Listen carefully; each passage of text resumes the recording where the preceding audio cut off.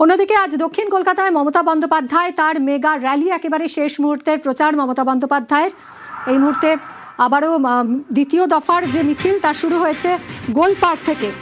সুকান্ত সেতু থেকে প্রথম দফার মিছিল শুরু হয়েছিল এবং মাঝে ঢাকুরিয়া ব্রিজে মুখ্যমন্ত্রীকে মোটর বাইকে উঠতেও দেখা গেছে এবং তারপর দ্বিতীয় দফার মিছিল তিনি শুরু করেছেন গোল পার্ক থেকে। গোপালনগর মোড় পর্যন্ত হবে মিছিল। তৃণমূল কর্মী সমর্থকদের ভিড় এই মুহূর্তে এবং রাস্তার দুপাশে অসংখ্য মানুষ, তাদের মধ্যে তৃণমূল কর্মী সমর্থকরা যেমন রয়েছে, পথ চলতি মানুষ তারাও এই মুহূর্তে দাঁড়িয়ে পড়েছেন তৃণমূল নেত্রীকে এক নজর দেখার জন্য এবং একেবারে নিজস্ব স্টাইলে জনসংযোগ সারছেন মমতা বন্দ্যোপাধ্যায়।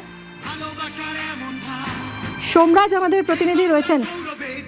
সোমরাজ, একটা দীর্ঘ পথ আজ পরিক্রমায় তৃণমূল নেত্রী প্রচারের একেবারে শেষ লগ্নে ঝড় তুললেন বলা যায় এবং গোটা দক্ষিণ কলকাতা কার্যত পরিক্রমা। ভোটের ঠিক 48 ঘন্টা আগেই চূড়ান্ত জনসংযোগ তো বটেই, তৃণমূল কর্মী সমর্থকদের কাছে নিঃসন্দেহে বড় অক্সিজেনের যোগানো, তো তাই নয় কি?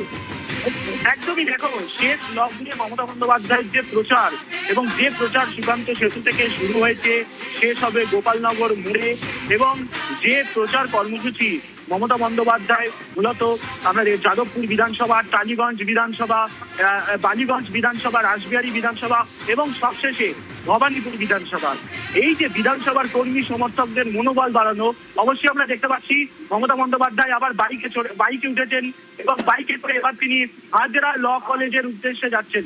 অর্থাৎ হাজরা ল কলেজ থেকে গোপালনগর মোড় যে তৃতীয় দফার মিছিল, মমতা বন্দ্যোপাধ্যায় ইতিমধ্যেই এবার বাইকে উঠে পড়েছেন।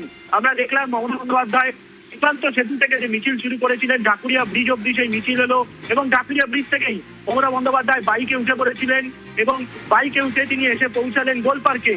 গোল পার্ক থেকে সেই মিছিল শুরু হলো এবং গড়িয়াহাট মোড়ে এসে শেষ হলো মমতা বন্দ্যোপাধ্যায়ের এই মিছিল এবং তারপর গড়িয়াহাট মোড়ে এসে শেষ হয়ে মমতা বন্দ্যোপাধ্যায়ের আবার মিছিল শুরু করলেন এবং মিছিল শুরু করে গড়িয়াহাট মোড় থেকে ইতিমধ্যে মমতা বন্দ্যোপাধ্যায় বাইকে উঠে পড়েছেন এবং বাইকে করে তিনি হাজরা ল কলেজে তিনি পৌঁছবেন এবং মমতা বন্দ্যোপাধ্যায় ইতিমধ্যেই বাইকে যেতে যেতেই রাস্তার দুপাশে যারা কর্মী সমর্থকরা রয়েছেন, যারা সাধারণ মানুষ রয়েছেন, তাদের সঙ্গেই জনসংযোগ করে নিচ্ছেন মমতা বন্দ্যোপাধ্যায়।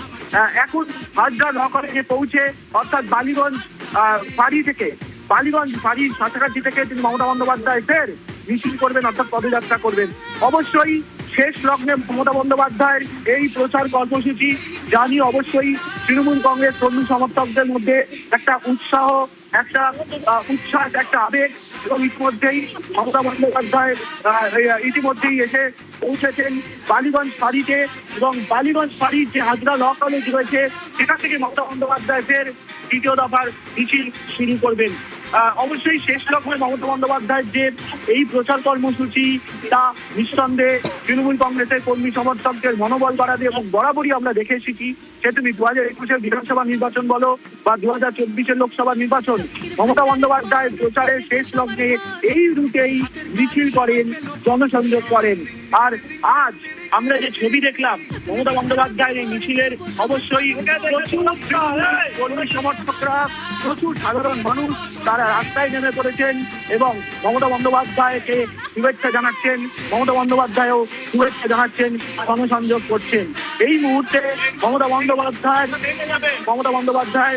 তিনি বাইকে করে হাজরা ল কলেজের উদ্দেশ্যে রওনা দিয়েছেন এবং তিনি হাজরা ল কলেজ পৌঁছাবেন। পৌঁছেই ফের তৃতীয় দফায় হাজরা ল কলেজ থেকে মিছিল শুরু হবে, শেষ হবে গোপালনগর মোড়ে।